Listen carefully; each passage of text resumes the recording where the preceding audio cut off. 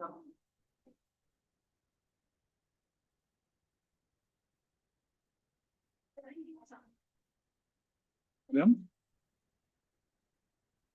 Well, hello everyone. Good afternoon. I just came back from lunch, so I don't know, maybe some of you as well. So for me, it's a restart of work after lunch. My name is Marco Antonio Teixeira. I'm a researcher. I'm based at the University of Heidelberg, and I'm going to be the moderator for the following 45 minutes. This is the title of our panel. It's From South to North, Exploring Sustainable Food System Policy Innovations. And this is an event organized by 3 organizations: the Mirth for Animals, the Humane Society International, and Food for Justice, which is the research group where I work at the University of Heidelberg. And yeah, I just want to thank for the other organizations for making possible to bring those people together to discuss this such an important topic today here. And I also wanted to thank our guests for accepting the invitation to come here to have this conversation, to Fabrício, who is going to help us with the translation. Yeah, and before I hand over to our guests, that's what we wanted to listen to. I wanted just to say a few words about this event. We must discuss food systems if we wanted to reduce green gas emissions, meet the Paris Agreement goals, take the SDGs seriously. This COP, everyone is talking about that, or everyone in our field of food systems at least. That's a milestone for the debate on climate change and food system. And yes, I'm talking about the Declaration of Sustainable Agriculture, Resilient Food Systems, and Climate Action. But if we wanted to, this is a framework, a big declaration, a big agreement, but we know where this kind of agreement is. We need to discuss initiatives to make this happen. And this happen in the cities. The cities is a place, is the sphere when the policies, where we can be innovative about policies, where policies take place. And that's why we invite those people who are working in their cities, in their territories, to make policies happen. And something that's also very important in this panel is we are bringing together people from Global North and from Global South, put in dialogue. The idea here is to learn from different experiences that are taking place in different parts of the world. So I challenge you to walk around. Well, at this time, you also have done that. And we have many panels focused on this experience, either in the Global North and the Global South. And I think we need to learn more from each other. We have some technology, some experiences, some initiatives taking place in different places, and we can learn, we can have a dialogue. We need to face those challenges that are global. They are global with different responsibilities, with different challenges in each space. But how can we have dialogue? That's what we need. And that's what we wanted to do in this panel today. And we also wanted to discuss, when we think about cities, probably we think about consumption of food. But the cities is not only a place of food consumption, it's a place where we can produce food.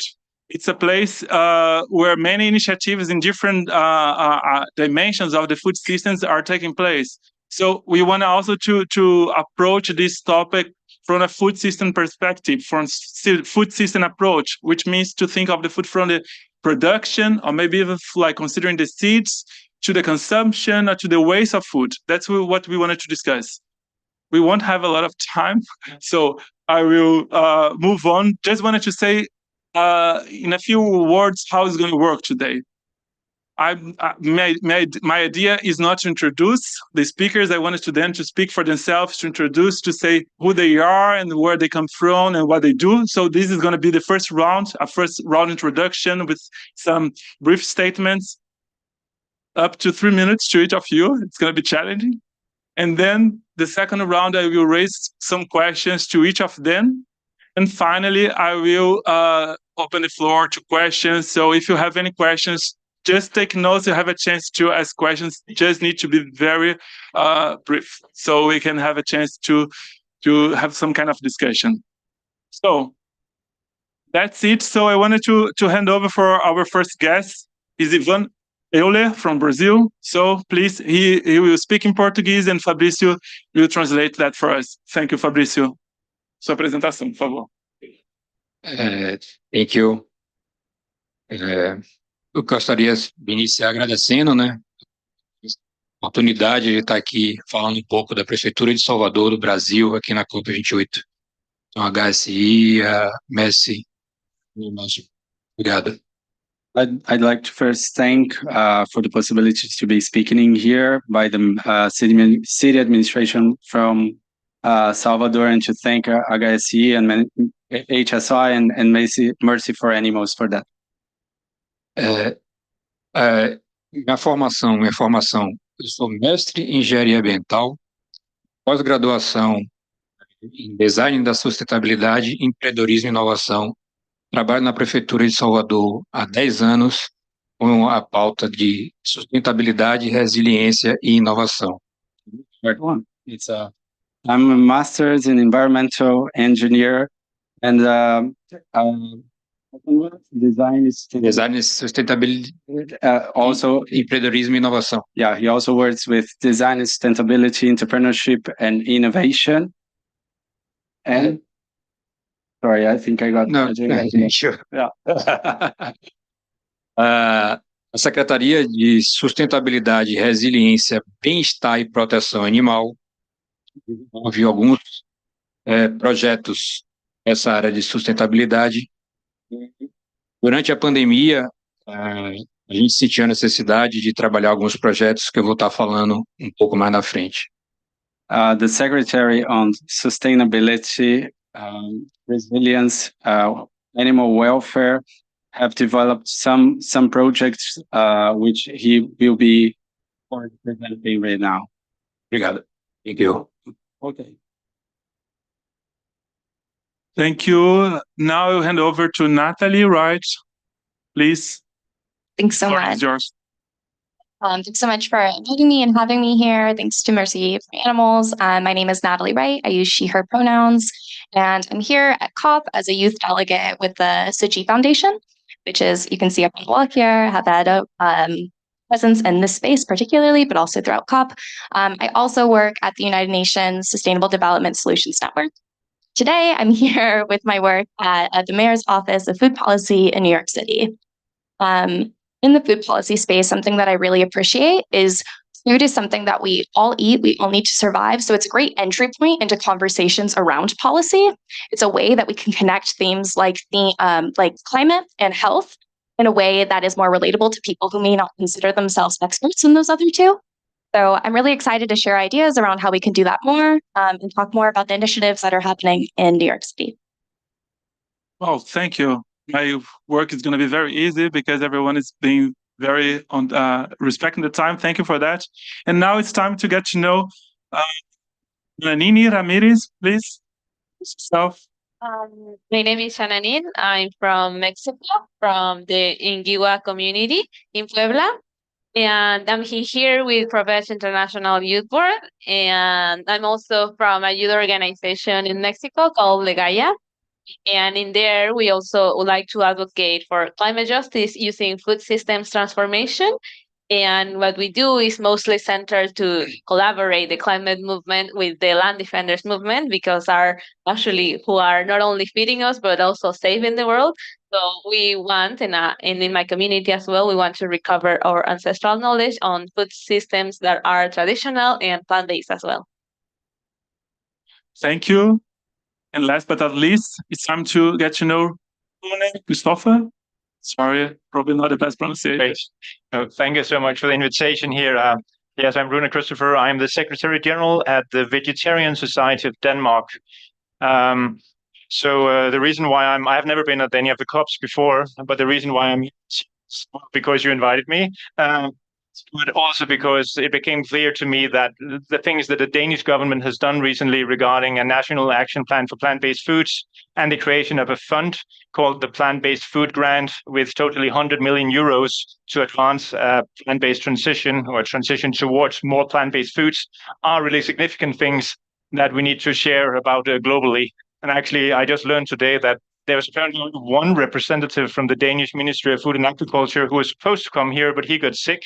So they don't even have anyone for that. There are many from the climate ministry, and Denmark, I know, has a close collaboration with the Dubai government. But on the food and agriculture side, there's actually apparently no one else really representing us apart from Espen from World Animal Protection and me. So it's an important story to share. We won't have time to get in detail into that here. You can grab me later for that. But it is true that we, as an organization at the Vegetarian Society of Denmark, did manage actually to play a key role in getting multiple stakeholders together and make this a less conflict-filled arena, this whole thing of a plant-based transition. Somehow, magically, we managed to unite a lot of different stakeholders around a joint mission towards more plant-based foods in Denmark. Yeah. Well, it makes your responsibility very strong here if you are the one speaking about this experience. And maybe I will suggest you to do the other way around. And then we start with you now. And then maybe you can explain to tell us more about this kind of key lessons that Danish society learned in this process of developing the world's first action plan on transitioning to plant-based food systems. I think that's something that everyone wanted to hear and to learn and to maybe to exchange some ideas. Please. Oh, thank you. Yes. So I think, of course, multiple lessons, but I do think, what we have shown is that the plant-based, vegetarian, vegan organizations can play a key role in such things. But of course, we have to be pragmatic, friendly, patient. So I think it shows that there's still a real sincere inner drive of idealism in the plant-based movement that gives us a position where we can inspire others, as long as we still to a positive, inspiring, constructive agenda. And thereby we've had situations. One of the things we learned through this, that there were multiple things going on. We created a network for plant proteins. The main Farmers Association invited us to make a joint research and development strategy for plant-based foods. We made a strong strategic collaboration with Organic Denmark that represents the organic farmers and food producers. And we also collaborated closely with Greenpeace and the other usual green, wonderful friends in the green family of NGOs and the Plant-Based Food Association of Denmark, the business association. So what we could see there that sometimes when some of these other entities had to collaborate, they could have a tendency to be too much in their own corner. So you might say that there can be parts of the plant-based industry that is too much into everything have to be meat products and maybe don't have a clear position on whether how processed products should be. On the other hand, you can have the organic movement, which can still represent many livestock farmers and feel a little afraid of, is this too much plant-based? What will happen to the organic livestock farmers? But also have some ideals that everything has to be completely organic, unprocessed, cooked from scratch. And we try to build some of those bridges to show this plant-based agenda. We need convenience foods, easy solutions, things that are processed to make things helpful, but we should still try to use organic ingredients. We should still try to make healthy products. And trying to find that balance, I think, is really a key lesson learned in Denmark, that how to unite people around this agenda instead of being divided within that agenda. It's been just one point, but I think that's maybe the most important to how you can get both the whole foods, organic, unprocessed people on board and the people who like high-tech, innovative, disruptive new technologies. We kind of need both. Yeah, very interesting. I would have some follow-up questions, but I'd save it for later. Somehow you're saying like how to bring people and social movements and representatives and different sectors to have a dialogue on how to move on, right? And this is also like, for me, it's a question of knowledge, which knowledge we consider when we are talking about those plans, actions. And that's how, for me, it's a good way to move on to Shananin and ask her about knowledge. That's the question that we prepare for you.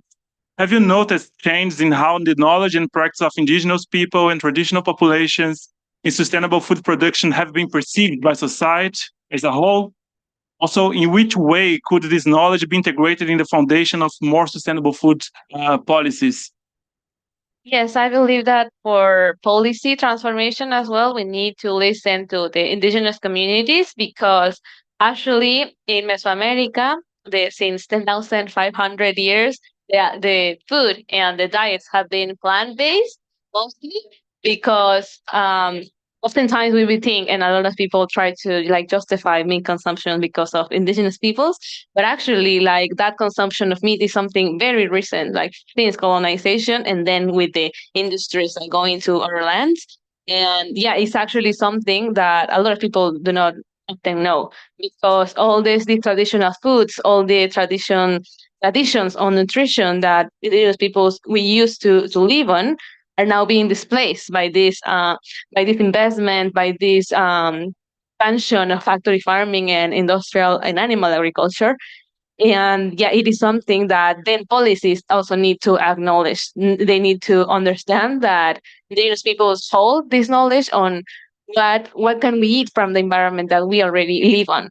Like in my community, oftentimes, and also in Colombia and in other communities in Latin America, the food that indigenous peoples we used to consume was like labeled as something for the poor people, something that not nutritious. During colonization, even the colonizer said that what indigenous peoples used to eat was like something that was not edible at all, because they were the ones that brought all these animals then to being farmed in these lands.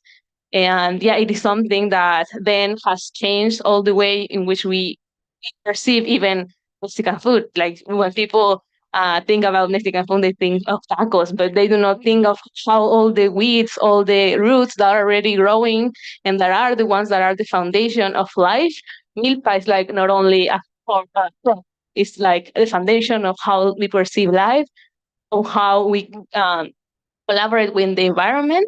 And it is something that policies then need to understand, that if we keep like giving this money to the big factory farms, it is something that is only going to erase more of this knowledge and is going to take the land of the indigenous peoples as well.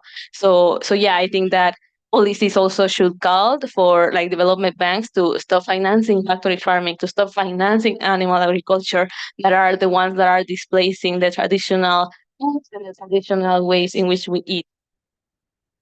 Yeah, that's a very interesting topic. I'm based in Germany, but I come from Brazil, and that's where I do research. And that's like, there are a lot of discussions about knowledge of indigenous knowledge, or traditional populations knowledge. And now there are some research that found what they call, maybe not the best translation, but like non-conventional food plant. And it's based on like some plant that they didn't know that we could eat. And the indigenous communities, how is this not conventional? We have been eating that for centuries. And this is like, just for me, it's also a good example on how we can learn from each other. How can we learn from experience that have been going on from centuries in that case? And that is also like, I just thought that it could be also like an interesting thing to showcase how knowledge is, and the traditional knowledge, what we call traditional knowledge, it's important to, when we wanted to discuss about plant-based food as well, food systems. But it's enough from me. Now we will bring another topic to the conversation, and this is like how it's about the connection between health and food. And for that, I will invite Natalie Wright to say some words about what role did addressing the public health agenda play as a pathway to promote public policies that endorse plant-based diets in the city of New York. So from Denmark to Mexico and now to New York in 10 minutes. Thank you. I think first and foremost, we're really lucky in New York to have an administration that backs this. So for those who may not be familiar, Mayor Eric Adams, he was diagnosed with diabetes, and he actually, to the point where he was blind, and was able to reduce this through a whole foods plant-based diet. And this was prior to entering office as mayor. So initially going into his administration, we had support from our mayor in order to connect the public health sector and the food sector. And so that's huge. That's a huge victory already, just to have that initial support when you're trying to replicate this in other cities. I think there's so many examples of how we try to connect our public health agenda to plant-based food promotion, but one really clear example of this is in our hospitals. All of our public hospitals have plant-based defaults for all of their patients, which this means is the first option patients receive are plant-based. The second option they receive are plant-based. And then the third option is a non-plant-based option. And the point of us doing this here is we don't want to take away options from our patients, but rather increase healthier, more plant-based options in our hospitals. And patients love it, which is huge. I think that initially there was a lot of questioning around whether or not people would be choosing them if you didn't remove the other option. We have a 95% appreciation rate for people approving of their meals. On top of that, we are saving money. For every plant-based plate that's picked, we save 59 cents, which adds up significantly when you're looking at a city like New York, which is huge. And on top of that, we're cutting back our carbon emissions. We know that plant-based foods have half the emissions as animal-based products. And so as a city, collectively, we're hitting health, the climate, and the food all from this one initiative. Beyond that, it's important to think about just the patients in the hospital, what happens when they leave. And we get that question a lot. And so we've spent a lot of time fleshing that out. One example of this is we have a food-to-go groceries program where patients who are on Medicaid are able to receive groceries delivered to their doorstep, as you can imagine, from a Instacart-like service that actually initiates or promotes plant-based options by including financial incentives for them to choose whole food plant-based options. Now, once again, we're not taking away options or taking away autonomy. I think it's important here that people feel that they have choice in what they are eating. What we're simply doing is trying to promote foods that we know that are not only better for individual health, also for the planet. And I think that's really huge in this transition is people don't feel like they're being forced into a choice, but it's through an educational process, a conversation, and incentivizing it. Because a lot of the time there's this idea that it's more expensive if there's no access, which can be the case.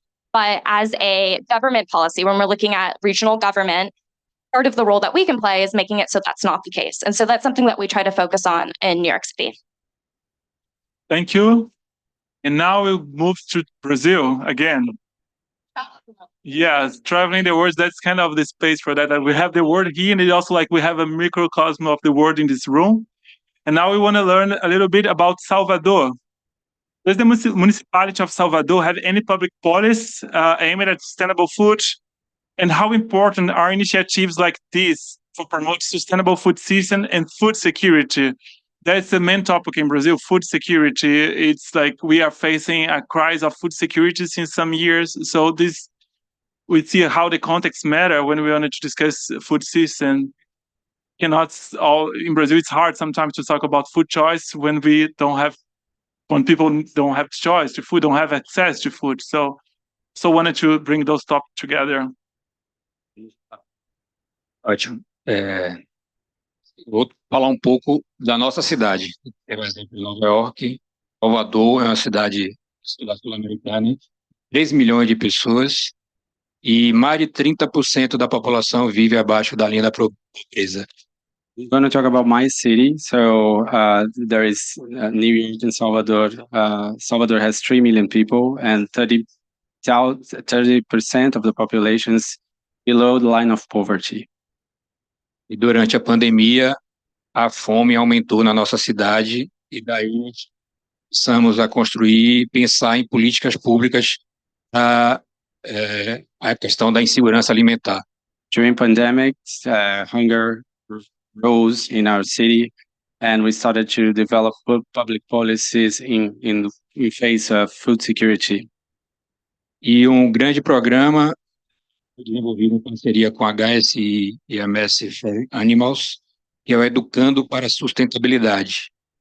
The program was designed with HSI and Mercy for Animals, which is educating for sustainability, something like this. O programa começou em 30 escolas municipais, desenvolvendo. O objetivo desse programa era diminuir em 20% o insumo de proteína animal nas escolas. The program started with 30 schools, municipal schools, and they wanted to lower 20%, 20%? 20%. They wanted to lower 20% the quantity of food derived from animals. Yes. O programa deu um excelente resultado. As crianças adoraram a alimentação florida, saudável e aprovaram através de testes, através de palestras, de eventos, a experiência de ter uma alimentação saudável e colorida. The program had an excellent result.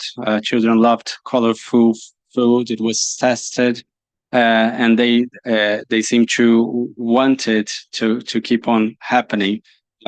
This colorful and sustainable food being served even the children.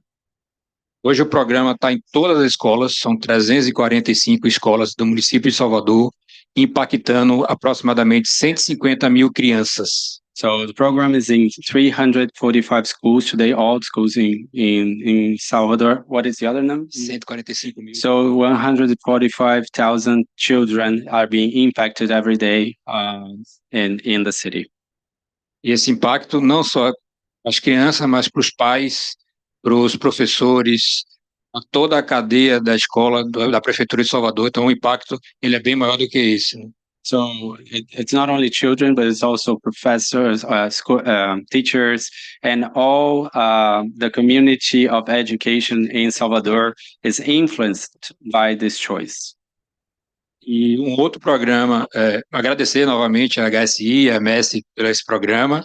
He wants to thank again HSI for Animals for this program. Outro programa durante a pandemia foi o Horta em Casa. Yeah, another program during the pandemics is, how can I say Horta? Home gardens. Okay, home gardens at home, like, yeah. A prefeitura desenvolveu um programa Horta em Casa, onde ela doa, distribui gratuitamente kits de hortas para que a comunidade, para que o cidadão possa produzir em sua casa um alimento saudável. So city administration donates kits for you to homegrown and produce your own food at your own house. Hoje temos 1.800 casas, cidadãos que receberam esse kit, e o ano que vem, devido ao sucesso, vão estar entregando mais 600 kits. So today we have 1,800 citizens that have these kits with them, and next year they are going to have another 600 citizens that are going to receive it. Obrigado mais uma vez. Thank you again. Thank you. That's good to learn. Also, like that's also one dimension that I wanted to highlight, how the city is a place for food production and how those initiatives can help to face hunger. Like people could just grow food in their backyards, in their garden, and maybe this helps a lot with that food diet and help to face to grow sustainable food, to face some of our sustainable challenges, and also to face hunger situation, the food insecurity situation. But I wanted to ask the question, like I wanted to give you the floor to ask questions, to see, do you have any questions? Like, I would love that we could have more time to a dialogue, to ask questions. So feel free to raise your hands, ask questions to our panelists. Okay. Please, if you can introduce yourself, like very. Thanks, everyone, for the great panel. Yeah, Mia MacDonald from Brighter Green. I'm just wondering, there's so much amazing work going on, but do you see ways to link what's being done in Global North and Global South, from like south to north and north to south, and that be one pathway forward for more solidarity, more action, more learning, more accelerated policy change as well? Thank you. Thank you. Just want to check if we have any other questions. Maybe we could have a round and then to give the floor. Okay, one more here. So just take a mental note. Yes. Thank you really quickly. Thank you very much for the inspiring session. My name is Jakshai from Madre Brava. And very much, echo the point that you mentioned about forced learning. And I want to know, so in many cases, like cities, municipalities, you have these assembly association across region, whether that kind of like setting or space has been used to kind of like communicate and spill over into all the areas. So this is one thing. Another thing is that a lot of these is, for example, the case of NYC. I just want to know on the behind the scene, the political process a little bit. We know the mayor was bought in into the idea, but then, the council, how you work with the constituencies, when this to be enabled the implementation. Thank you very much. Thank you. Maybe one more? Okay. Hello, my name is Jalan. I'm from Tsuji Foundation, and then I think my background is also in a medical doctor. So it's quite interesting to find out in terms of pushing plant-based diet within the hospital. What are the common sort of like challenges? How do you make the stakeholders buy in to push the project? Because quite often there's a lot of from the hospital. I think I appreciate the ideas to say that you reduce carbon emissions and it's healthier, but sometimes stakeholders don't see that. What do you use to convince them? Thank you. Well, I would like to start with you. Could you start? Okay. Thank you. Yeah. Okay. We'll try to go maybe this order to link them in. In terms of getting the governmental process of getting plant-based foods into New York, it depends on the public entity that you're dealing with. I'll speak to hospitals because that's the example I give, but this looks different depending if we're talking about schools, if we're talking about higher ed, like every entity is going to look different. One thing about policy that is nice is when you're dealing, in our experience, when you're dealing with it, it's not a law that's being passed. You can go through public-private partnership, and that's where we get a lot of things through, is through contract and public-private partnership. So part of that is identifying people who are aligned with you, seeing the work that they're doing and finding a way to promote that within city agencies. And that's how we've gotten a lot of things through quickly rather than the longer process through legislation. Hopefully that answers your question. Happy to go into more if you need. In terms of pushback from hospital workers and as well as patients, I would say in general, part of it is an educational process, but we didn't receive any, and once again, this is to this experience, but we didn't receive very much pushback from healthcare workers. Most were on board with this process. And I think in general, if I was theorizing like what you could do in this situation where you're getting pushback, I think when you give the facts of, look, we're not taking anything away, we're saving money, and we know that this is better for patients, it's a hard argument. Because once again, I think the option of not fully taking away the option of not having any non-plant-based option is huge in this. It's hard to argue with. And part of that is an educational process. And we have received pushback. We have interest in trying to include more nutrition, plant-based education into our medical sector at whole, including medical universities. Less than 20% of medical schools in the US receive any type of nutrition education at all, which is hard then when you're taking into plant-based approaches into hospitals and trying to promote it if people are not on the same page of why. That is an educational issue. And we do receive pushback on that. And that is something that we're collectively trying to work on. And part of that is a major shift in curriculums, that it's a whole process. It's a legacy of how something's been working. So that's a harder shift than a partnership with an organization that already has a plan, already has the resources, and we're just helping implement it into different hospitals. And not that it's a small thing to do, but it's an easier step we've found so far. In terms of collecting or collaborating from Global South, Global North, if we're using those terms for the sake of this, I think that it's great to knowledge share, and I think that is important, but I think it's really a dangerous route to try to find one solution in this. I mean, we're dealing with very different places in the world, different communities, different cultures, and so it's going to look different, and the needs of the communities are going to look different. Something that we've done in New York in terms of knowledge sharing in a more international sense is that we try to collaborate with cities that are interested in a transition but maybe don't have the resources or don't have the connections or aren't sure what's happening. And that's one way that we've done it. I think that it can become challenging when you're like, hey, I have this great thing, you should be doing this. And there can be tensions there. I think that from all sides, there's opportunities to listen and be heard. I'll pass before taking all. Thank you.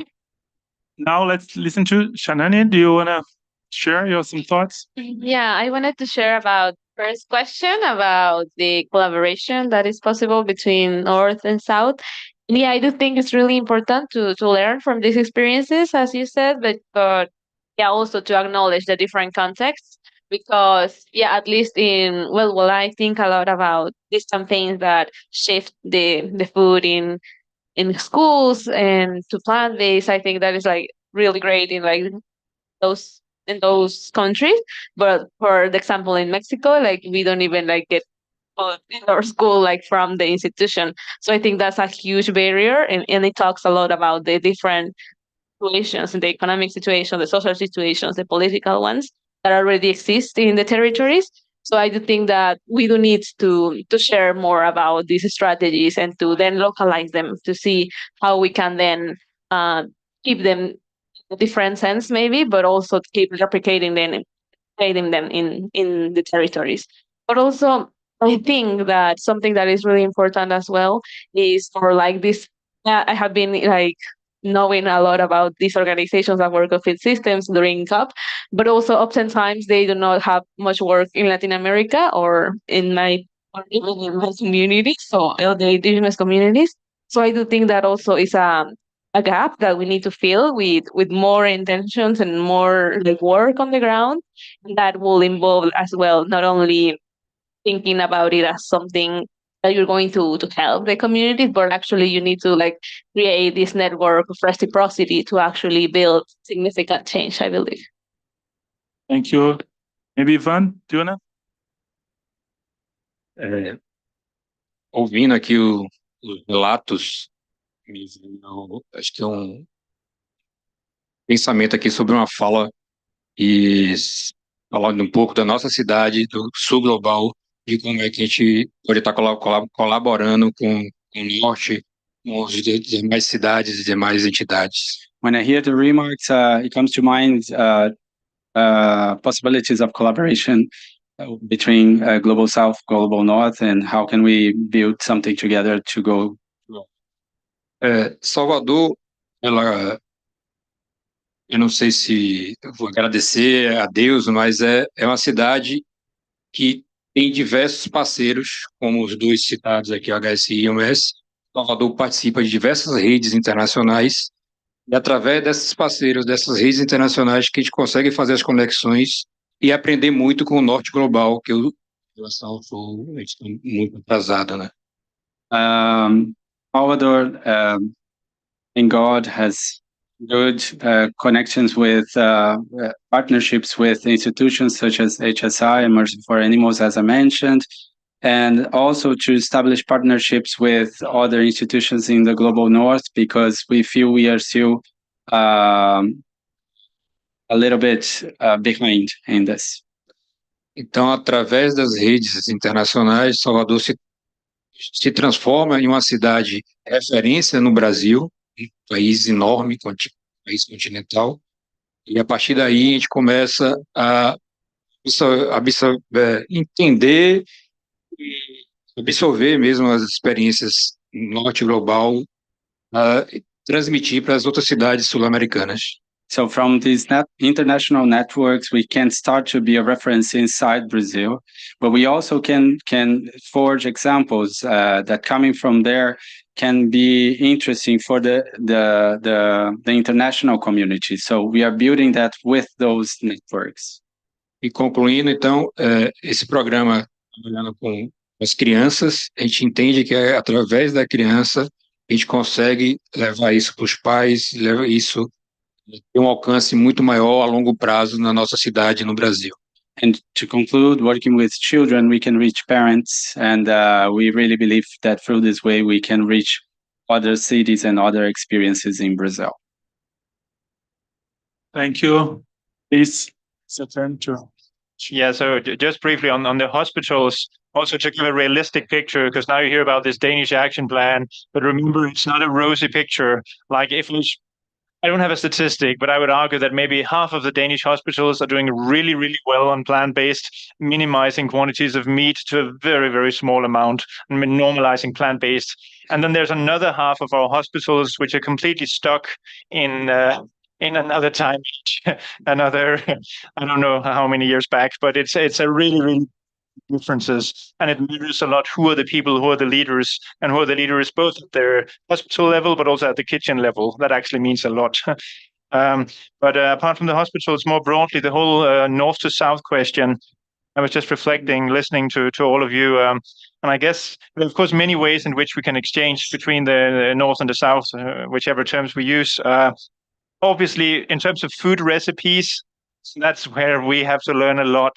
Like when we say in Denmark that now we want to inspire the rest of the world, that's written in the action plan for plant-based foods. We are obviously not talking about in terms of food culture, because the actual food culture is much more plant-based in the rest of the world. So we learn a lot. Then whether we start cooking chilis en carne or dal or falafels, but then maybe they will get a twist. They'll try to find a way to use yellow peas in the falafels grown in Denmark so that you can make a link to Danish farmers. But still taking recipes, adapting them a bit to a local context. So that's one. I think that is pretty much a traffic one way from the rest of the world to Denmark. Thank you for that, the rest of the world. We need your help there. But then I think another way of sharing global north-south is, of course, the whole thing about methodology. How do we create a transformation? And here I do think that exactly the fact that Denmark has a huge animal production and a high level of meat consumption makes it very interesting. How the hell did we then manage to start changing that in Denmark? And I think there we probably have a lot we can share with the rest of the world. And that's what I'm trying to travel to conferences and share. How did we actually navigate our way into policy circles with respect from multiple parties across the political spectrum, talking to the farmers, getting respected by the farmers' organizations. These things, we still learn a lot. I will say some of our policy ideas we've stolen heavily from colleagues from other countries. I guess we've collected a mass of experiences there, methodology-wise, where we exchange with colleagues from around the world. And then I guess the third thing, which I also briefly mentioned in a previous debate, is this thing about the narrative. And I do think it matters what kind of narrative we have about the world. Is the world doomed to a huge animal production? Or is there a different story, a different trajectory, a different vision? And here it does matter how we talk about each other. And for those of you who maybe were here in the previous session, but I will mention this anyway, because it made an impression to me. I was recently in China and hearing all these wonderful young people in China telling they have been brought up being told that they should eat meat like we do in Europe, so they will become strong and powerful. And that's part of being a rich, advanced country. And then breaking that narrative, saying, well, but now we're kind of trying to change in Denmark. But also the opposite narrative, that in Denmark, we're being told that China and the rest of the world wants huge amounts of meat. And then you can have a large generation of talented, innovative people in China who are saying the opposite, saying, these wonderful ideas for how to also change from within in China. And I think these narrative exchanges are extremely important also, that we can show that there are different development trajectories for the world, where we can learn from each other. Yeah. Thank you. I think that's a very interesting way to think of maybe how can we create a platform where we can share experiences, like not about to replicate experience, because we need to take into consideration the context, but like how can we learn from experience worldwide that have been working on food policies, initiatives? How can we get inspired? Maybe this is like an idea for the organizations. How can we foster those kind of initiatives? I live in Germany, but I'm from Brazil, and Brazil is very well known for this.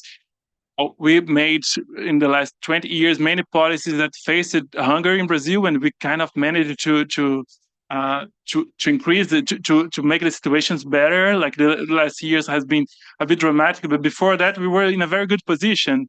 And there's this National Food Security Council that's like well known for participatory space by civil society, but with public servant representatives discussing food security policies. And this is an example. This example inspired Germany, and now there are many food councils in Germany that got inspiration from not only from Brazil, but like there were many people from Brazil traveling there, discussing that, and they are doing that in their own way. But like that's a way like how Global North and Global South dialogue can work. Maybe I know that we are running behind time, but I wanted to give you like maybe 1 minute each to your closing statements. Which message you wanted to leave for this audience here for this session? But this is just the start of not a start. We have been discussing about that for years. But like, what message you want to leave? What's your closing remarks? Maybe do you want to? Sua mensagem final. Sim. Minha mensagem é: eu vim aqui falar um pouco e aprendi muito mais do que eu falei. Então, agradecer aos colegas panelistas, agradecer as perguntas e com certeza vou sair daqui com muito mais vontade de aprender e tentar fazer o melhor para a nossa cidade, para Salvador, para o Brasil. Well, I came here to speak a little bit, but I learned much more than I really spoke. So I'm hoping that to learn even more on my city and to better make my practices in there. I thank you for that. Yeah, for me, it would be that food systems transformation is like something that is already happening and something that has happened in the past, and also that plant-based food systems are ancestral and are the future as well. So yeah, I think that that is like my statement, that the solutions, we already have them that are happening in the ground, and we then do need this collaboration from different stakeholders, from different countries and different perspectives to keep then the transformation going.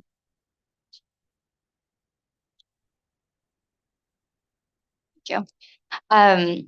Yeah, I think from the policy perspective, I think that it's important to think about how policies are also implemented and how people are responding to them. So you can have a great policy, but people aren't reacting in the way you expect. You have to have a holistic approach to it.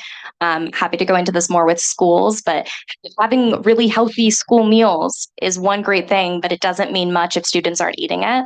And so I think something to consider is not only how a policy is implemented in one space, but also how one policy might affect other sectors, and how we can have a holistic approach, not only across the country, but also in one space, and learn from each other in that. Yeah, thank you. Yeah, so I guess there is this risk. It happens in Denmark and it happens globally. Then things sometimes get reduced to people saying we just need to inform people, more information to consumers. Or some people believe we just need to tax things and create financial incentives, then everything will be fixed. Or maybe technological innovation in products. And then as you're representing so beautifully, the whole nudging, the architecture, the settings at the hospitals or in public institutions, the whole educational system, all these, the holistic approach. And that's where I am really, I guess I am a little proud on behalf of the Danish Action Plan for Plant-Based Foods, and also the fund, the Plant-Based Food Grant, because both are explicitly written as holistic. It's all the way from farm to fork. We need all of it. And then I'm sitting on the board of the Danish fund, and we have discussions. I can feel there are people who try to drag it into a corner of the food system, and I can keep saying, well, but this fund is established as a broad, it's a whole food system. And that's really what I wish for, that whoever comes next in doing something like this, make it a full food systems approach. That's so important. Well, from my side, I want to thank you again to Mercy for Animals, to Human Society International, to João, to Tayane, to Fabrício, who did everything here to make this panel possible for our guests and for you, for this amazing panel. And let's keep talking about that.